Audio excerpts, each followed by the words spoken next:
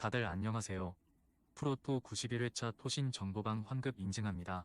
당첨금은 세후 금액인 거 알고 계시죠? 다들 아시겠지만 한 경기 취소되어 당첨금이 반토막 났지만 그래도 당첨 모두 축하드리며 오늘 경기도 분석 시작해보겠습니다.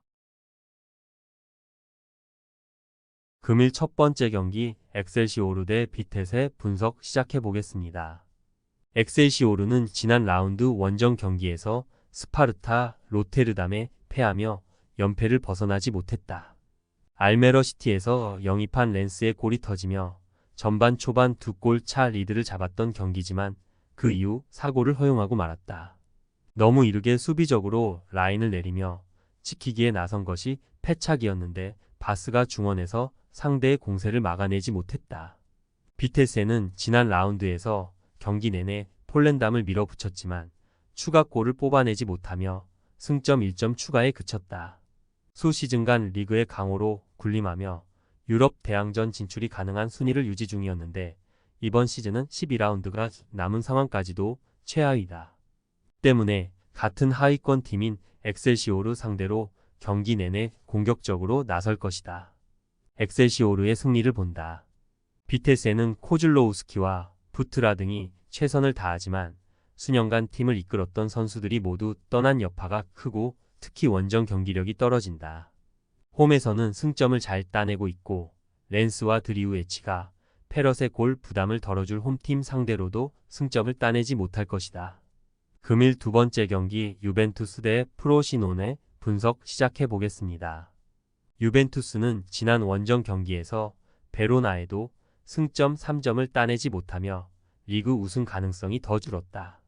인테르 원정 패배 이후로 3경기에서 승점 1점 추가에 그치며 최악의 위기에 빠졌다. 그래도 징계와 부상 등으로 빠져있던 선수들이 모두 돌아온 풀피 시기에 언제든 반등을 노릴 만하다.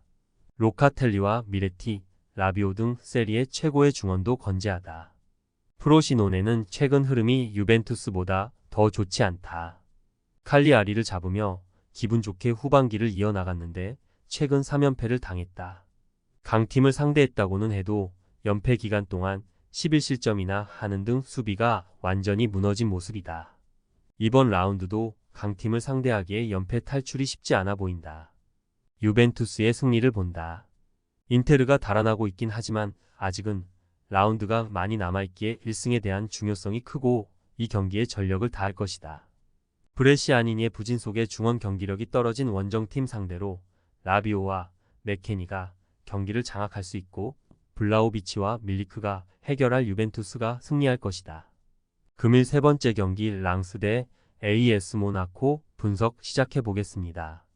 랑스는 랭스 원정에서 비기며 모나코의 승점 2점 차로 따라붙었다. 파리전에서 패하긴 했지만 그 이후 3승 1무를 기록하며 이제는 2위도 노릴 만한 페이스다. 그레딧을 대신해 선발 출전한 센터백 쿠사노프가 단소와 좋은 합을 보여줬고 압둘 사메드의 중원 존재감도 대단했다. 단, 금요일 새벽 독일 원정을 다녀왔기에 추측 선수들이 다소 피로한 상태에서 이번 홈 경기에 나서야 한다.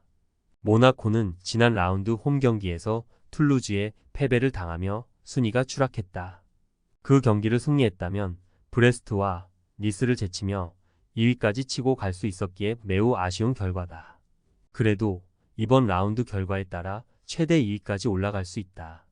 지쳐있을 랑스 상대로 중원의 활동량이 좋은 포파나와 카마라를 기용해 압박 강도를 올릴 것이고 발로군과 미나미노가 적극적으로 골을 노릴 것이다. 모나코의 승리를 본다. 압둘 사메드와 프랑코프스키 등이 중원에 나설 랑스가 버티는 축구로 화력이 좋은 모나코를 상대하려 할 것이다. 그러나 프라이부르크 원정 이후 휴식할 시간이 적었기에 후반 발이 무너질 수 있다. 미나미노와 우아타라, 벤세기르 등이 빠른 발로 측면을 두들길 모나코가 결실을 맺을 것이다. 금일 네 번째 경기 카디스 대 셀타비고 분석 시작해보겠습니다.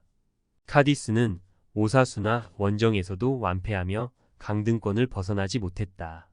그 경기를 승리했다면 셀타와 같은 승점을 기록할 수 있었는데 다시 한번 불안한 골 결정력이 발목을 잡았다. 최근 5경기에서 승점 2점을 따내긴 했지만 그 기간 단 한 골도 뽑아내지 못했다. 베티스와 알리아드를 경험한 후안미를 비롯해 많은 선수들을 영입했지만 별다른 효과를 보지 못하고 있다. 셀타는 지난 라운드에서 바르샤에 석패했다. 모처럼 선발 공격수로 나선 이아고 아스파스의 동점골이 나오며 승점 1점을 가져가나 했지만 종료 직전 페널티킥을 내주며 패했다. 그래도 도밍게스와 스타르펠트를 센터백으로 두며 나선 백포가 경쟁력을 보인 것은 의미가 있다.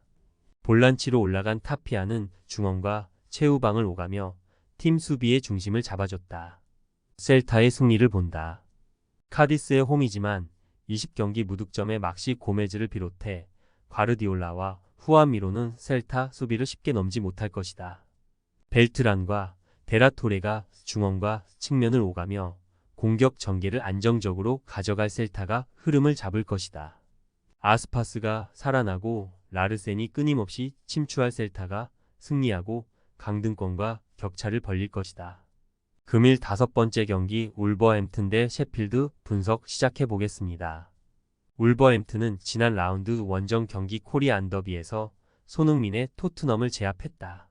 중앙 미드필더로 나선 주앙 고메스가 멀티골을 터뜨리며 중요한 원정 승점 3점을 챙겼다.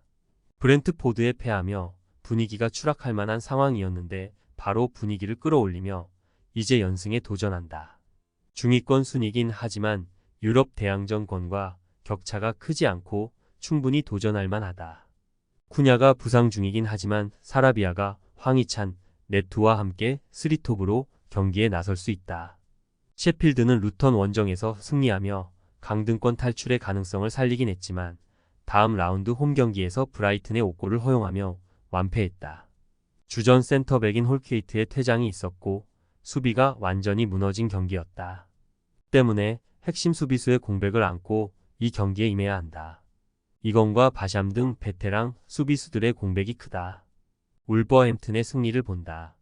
원정팀은 수비진에 나름 강점이 있다는 평가를 받지만 그 역할을 해줄 선수들이 대거 시즌 아웃급 부상을 당한 데다 이 경기에는 홀케이트도 빠진다. 레미나와 고메스의 중원 장악 속에 네투와 황희찬이 상대 수비를 몰아칠 홈팀이 승리할 것이다. 금일 6번째 경기 트벤테 대 고어헤드 분석 시작해 보겠습니다. 트벤테는 지난 라운드 홈 경기에서 최근 무패를 달리는 위트를 만나 고전 끝에 패했다. 사들렛과 이팅, 스테인 등 이번 시즌 팀의 리그 3위를 견인 중인 안정적인 중원이 나서 경기 주도권을 내주진 않았지만 밤 볼프스빈켈이 상대 수비의 집중 견제에 막혀 골을 뽑아내지 못했다. 때문에 4위권의 추격을 허용했기에 이번 라운드 승리가 필요하다. 고어헤드는 이번 시즌 가장 놀라운 팀 중 하나다. 시즌 3분의 2가 지나가는 시점에 여전히 6위를 달리고 있고 원정에서는 최근 3연승 중이다.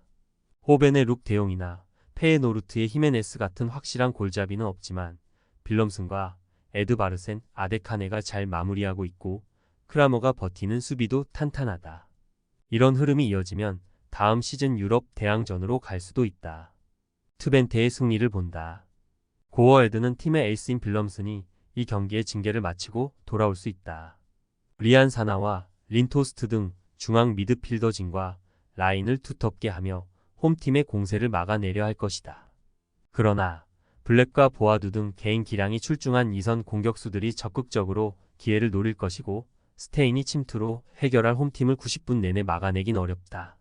토신 최종 조합은 영상 아래 고정 댓글로 말 걸어주시면 토신 정보방에서 무료로 공유해드립니다. 제발 손해보면서 토토하지 말고 다같이 웃으면서 즐겁게 베팅합시다. 함께 하실 분들은 부담 갖지 마시고 편하게 말 걸어주세요.